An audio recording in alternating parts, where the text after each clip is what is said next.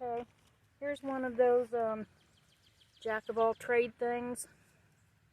When this is my internet cable. I have a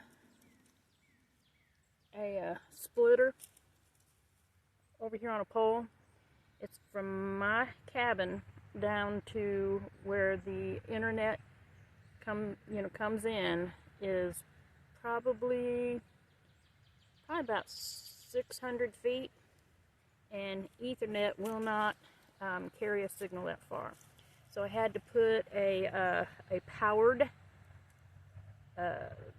splitter halfway in between and run a cable from there to be able to get high-speed Wi-Fi wired.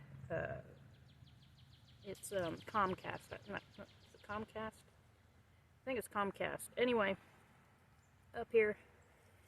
And my cable, I had it laying on the ground, and the squirrels, has to be squirrels, maybe chipmunks, I don't know.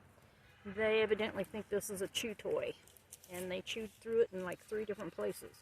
This is the last connection that I have to make. I strip this back.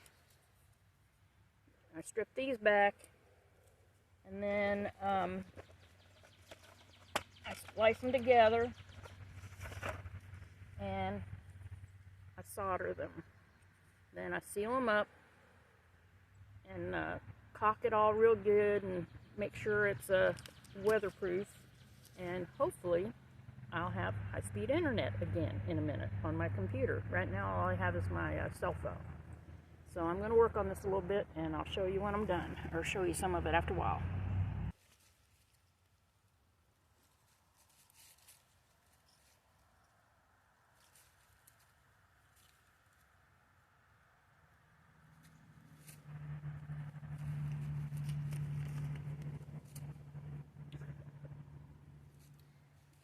My cat's up here trying to help me. I've decided I'm going to name her Kitty Britches, because that's what I call her. I call her either Cat, or I've been calling her Kitty Britches lately. This is like lame-o. I don't have any strippers small enough to do this the right way, so I'm just doing it best I can.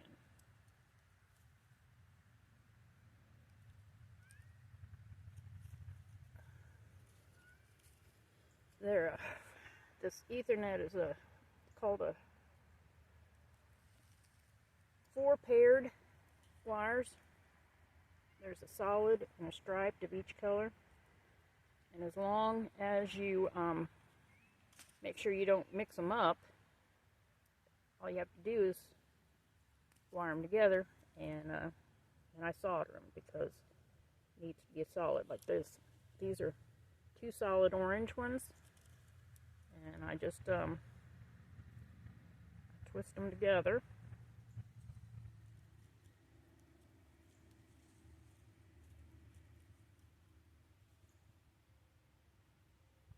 I don't have to twist them together, but that way I don't have to chase the wires around.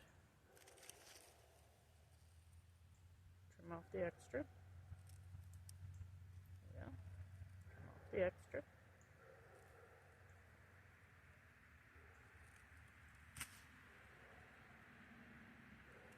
And then I made some my own flux.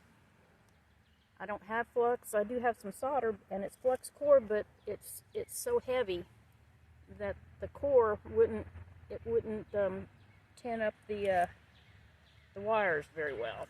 So I made my own flux core wire, or flux liquid flux. It's hard for me to talk and think at the same time. Okay, so here's my connection. I put some of this flux. It's made with, by the way, it's pine tar, pine sap. I had a pine tree that had a whole bunch of sap on it, and I mixed it with some 98% alcohol and got it to dissolve. Anyway, and so I just put some of that on here. Maybe. There we go. And then I have this little butane. It comes with soldering tips, but they take too long to heat up. So I just use the torch. So I get all this ready. I have this to shield the wind if it gets too windy, because it has been.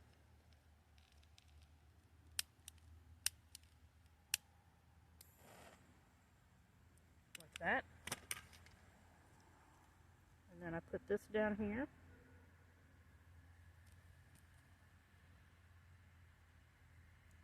And solder it.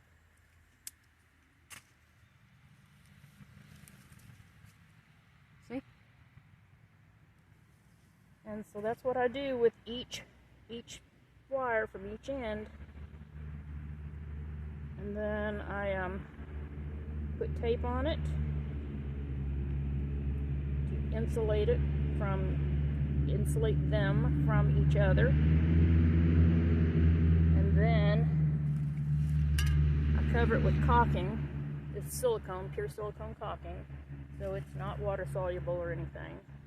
So I seal it with caulking and then put plastic over that and then seal it up again so that it keeps the moisture out. Because in electronics, moisture is not your friend.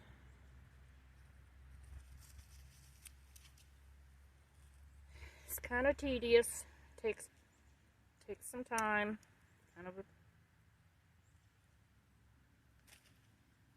but if this gets my internet fixed, I had to do this once before. There's only one spot, but evidently the squirrels or chipmunks needed a chew toy.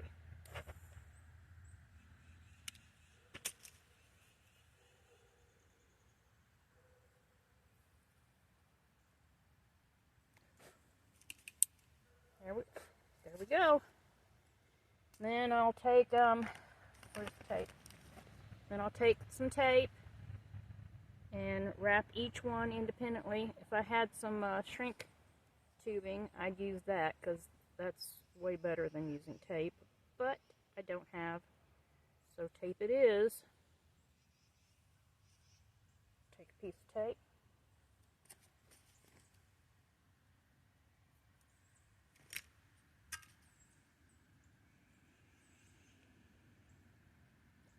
And make sure that I cover the whole thing.